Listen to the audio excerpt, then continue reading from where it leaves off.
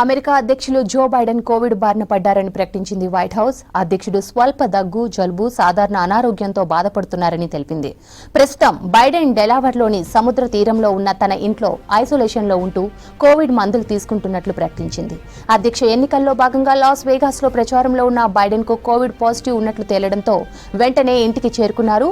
ప్రస్తుతం తాను ఆరోగ్యంగానే ఉన్నట్లు తెలిపారు. అయితే మంగళవారం ఓ ఇంటర్వ్యూలో తనకు తీవ్ర అనారోగ్య సమస్యలు తలెత్తితే అధ్యక్ష బరిలో నుంచి తప్పుకునేందుకు ఆలోచిస్తానన్నారు. అలా చెప్పిన కొన్ని గంటల్లోనే అనారోగ్యానికి గురి కావడం గమనార్హం.